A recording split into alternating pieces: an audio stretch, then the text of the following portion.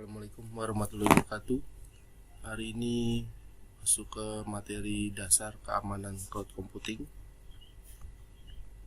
Istilah dan konsep dasar di tindakan keamanan TI ini bertujuan untuk mempertahankan diri dari ancaman dan gangguan yang muncul, baik dari niat jahat maupun kesalahan pengguna yang tidak sengaja.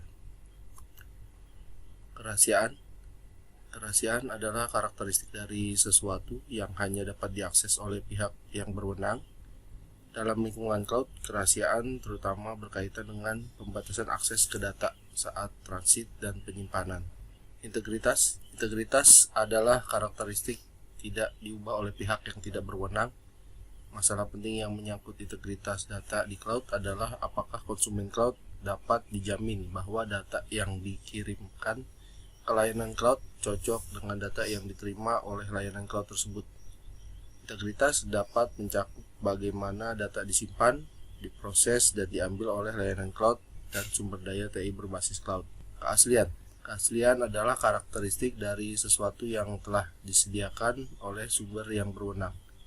Misalnya, pengguna mungkin tidak dapat mengakses file yang tidak dapat ditolak setelah diterimanya tanpa juga membuat catatan akses ini.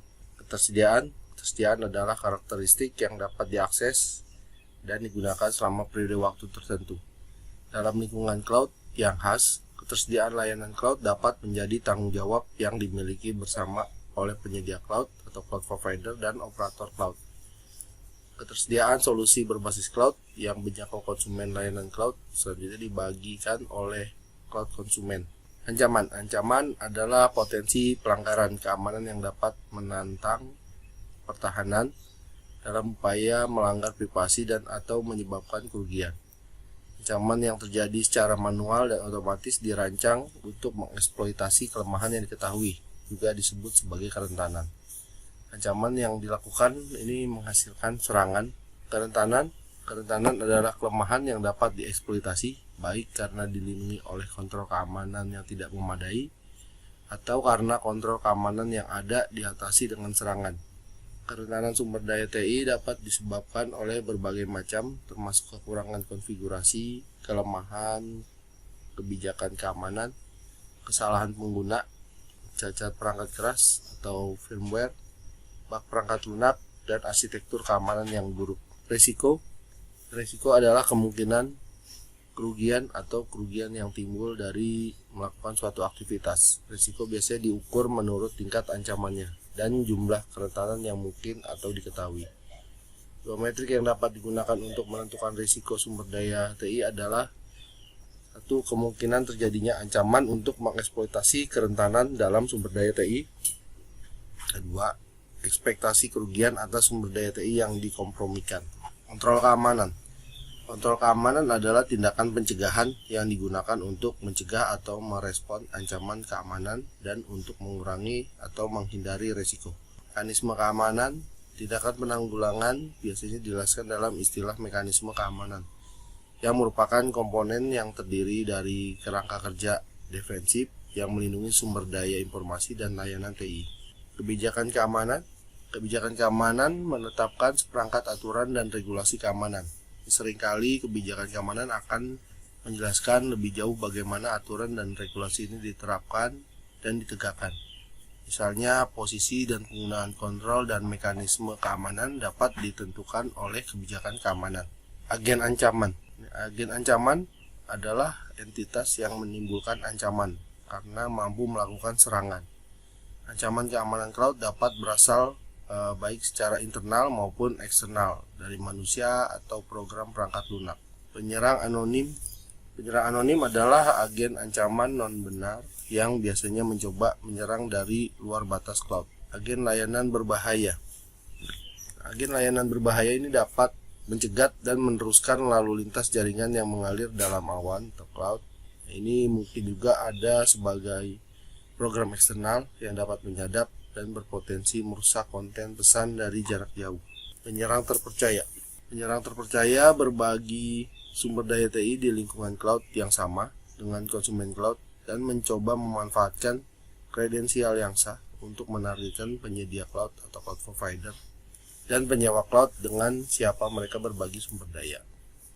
Penyerang terpercaya juga dikenal sebagai penyewa yang jahat, dapat menggunakan sumber daya TI berbasis cloud untuk berbagai eksploitasi, termasuk peretasan, proses autentikasi yang lemah, pemecahan enkripsi, pengiriman spam, akun email, atau untuk meluncurkan serangan umum seperti melancarkan serangan denial of service. Ancaman keamanan cloud orang dalam yang berniat jahat. Jadi orang dalam yang berniat jahat adalah agen ancaman atau manusia yang bertindak atas nama atau terkait dengan penyedia cloud. Mereka biasanya adalah mantan atau mantan karyawan atau pihak ketiga yang memiliki akses ke lokasi penyedia cloud. Jenis ancaman ini membawa potensi kerusakan yang luar biasa karena orang dalam yang jahat mungkin memiliki administratif hak istimewa untuk mengakses sumber daya TI konsumen cloud. Penyadapan lalu lintas.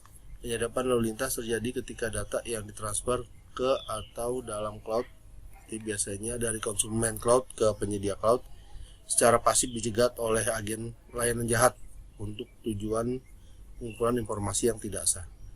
Tujuan dari serangan ini adalah untuk secara langsung membahayakan kerahasiaan data dan mungkin kerahasiaan hubungan antara konsumen cloud dan penyedia cloud. Karena sifat serangan yang pasif, serangan itu dapat lebih mudah tidak terdeteksi untuk waktu yang lama. Ancaman perantara berbahaya. Ancaman perantara berbahaya muncul saat pesan ada dicegat dan diubah oleh agen layanan jahat. Dengan demikian berpotensi membahayakan kerahasiaan pesan dan atau integritas. Ini juga dapat memasukkan data berbahaya ke dalam pesan sebelum meneruskannya ke tujuan. Denial of service. Tujuan dari denial of service atau DOS adalah untuk membebani sumber daya TI ke titik yang mana mereka tidak dapat berfungsi dengan baik. Bentuk serangan ini biasanya diluncurkan dengan salah satu cara berikut. Beban kerja pada layanan cloud meningkat secara artifisial dengan pesan invitasi atau permintaan komunikasi berulang. Jaringan kelebihan beban lalu lintas untuk mengurangi daya tanggap dan melumpuhkan kinerjanya.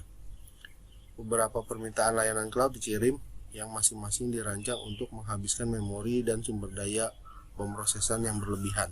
Otorisasi tidak memadai. Otorisasi tidak memadai yang tidak memadai terjadi ketika akses diberikan kepada penyerang secara keliru atau terlalu luas, sehingga penyerang mendapatkan akses ke sumber daya TI yang biasanya dilindungi. Hal ini seringkali terjadi karena penyerang mendapatkan akses langsung ke sumber daya TI yang diterapkan dengan asumsi bahwa sumber daya tersebut hanya akan diakses oleh program konsumen terpercaya. Serangan virtualisasi. Virtualisasi memberikan akses ke banyak konsumen cloud, sumber daya TI yang berbagi perangkat keras yang mendasari, tetapi secara logis diisolasi satu sama lain. Karena penyedia cloud memberikan konsumen cloud akses administratif ke sumber daya TI yang baik, misalnya server virtual, jadi ada resiko yang melekat bahwa konsumen cloud dapat menyalahgunakan akses ini untuk menyerang sumber daya TI fisiknya. Serangan virtualisasi mengeksploitasi kerentanan dalam platform virtualisasi untuk membahayakan kerahasiaan, integritas, atau ketersediaannya. Contoh studi kasus, jadi di sini ada berdasarkan penilaian terhadap aplikasi internalnya, analis ATN ini mengidentifikasi serangkaian resiko. Salah satu resiko tersebut terkait dengan aplikasi MyRendex yang diadopsi dari OTC. Perusahaan yang baru saja diakuisisi ATN, di aplikasi ini menyertakan fitur yang menganalisis penggunaan telepon dan internet dan mengaktifkan mode multi pengguna yang memberikan berbagai hak akses. Administrator, supervisor, editor, dan pengguna biasa dapat diberi hak istimewa yang berbeda. Basis pengguna aplikasi mencakup pengguna internal dan pengguna eksternal, seperti mitra bisnis dan kontraktor. Aplikasi MyRendex menimbulkan jumlah tantangan keamanan yang berkaitan dengan penggunaan oleh staf internal. Di sini ada autentikasi tidak memerlukan atau memaksa kata sandi yang rumit. Komunikasi dengan aplikasi tidak dienkripsi. Peraturan Eropa, Ethelred, ini mewajibkan jenis data tertentu yang dikumpulkan oleh aplikasi dihapus setelah 6 bulan. Jadi ATN berencana untuk memigrasi aplikasi ini ke cloud melalui lingkungan platform as a service. Tapi ancaman autentikasi yang lemah dan kurangnya kerahasiaan yang didukung oleh aplikasi ini membuat mereka mempertimbangkan kembali. Penilaian risiko selanjutnya mengungkapkan lebih lanjut bahwa jika aplikasi dipindahkan ke lingkungan platform as a service yang dihosting oleh awan yang berada di luar Eropa, peraturan lokal mungkin bertentangan dengan Etherreg, mengingat bahwa penyedia cloud tidak peduli dengan kepatuhan Etherreg. Nah, ini dapat dengan mudah mengakibatkan penalti moneter dinilai ke ATN. Berdasarkan hasil penilaian risiko, ATN memutuskan untuk tidak melanjutkan rencana migrasi cloudnya.